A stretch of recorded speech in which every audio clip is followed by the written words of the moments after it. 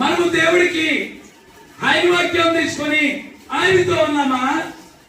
పాప మమతల చేత పారిపోయావా? పంతులు దగ్గరికి వెళ్ళాడు.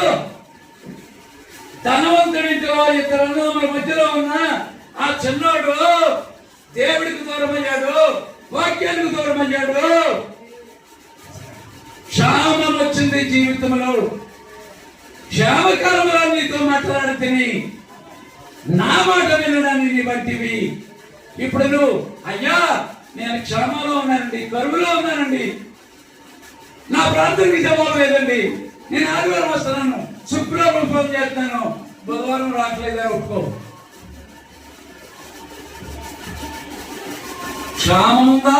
క్షేమం ఉందా? క్షేమం అంటే బాగు, క్షామం అంటే కరువు. ప్రియులారా, డబ్బట్టుకుని నా వాటా నాకు ఇచ్చిన తండ్రి దగ్గర కావాలనుకున్నాడు. వద్దురా బాబు అంటే వెళ్ళలేదు. డబ్బంతా ఉన్నది ఇచ్చేసాడు. వాడు రావాలి, వాడు సత్యుడు. నా కన్న పడుకో. దేవుడు మనల్ని కన్నాడు. దేవుడు లోకమని ఎంతో ఎంతో పొలమానములకు చెత్తగాని ప్రేమ. అయ్యా అయ్యా నాకు కావాల్సింది కొంతమంది కావాలి, నాకు చదువు కావాలి, నాకు ర్యాంక్ కావాలి, నాకు ఈ జబ్బు పోవాలంటున్నావు. దేవుడు ఇస్తున్నాడు, దేవుడు ఇస్తున్నాడు. కానీ క్షేమము కావాలని కోరలేదు మనము.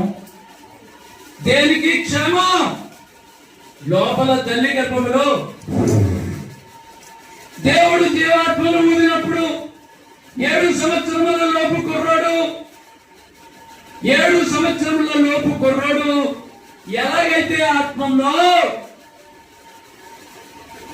మీరు మార్పు నుండి బిడ్డల వంటి వారు అయితేనే కానీ, మార్పు నుండి బిడ్డల వంటి వారు అయితేనే కానీ చిన్న పిల్లవాడి మనసు వచ్చిందా?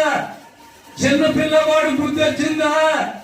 చిన్న పిల్లవాడి లాంటి అమాయకము చూపు, మాట, క్రియ, ఆలోచన, నడక, పడక ఇవన్నీ కూడా మన జీవితంలో లేకపోతే అయ్యా నాకు క్షేమం ఉంది, నాకు మార్గము చూపము, నీతికి దూరం అయిపోయాను, పాప మమతల చేత చుట్టబడి పారిపోయాను.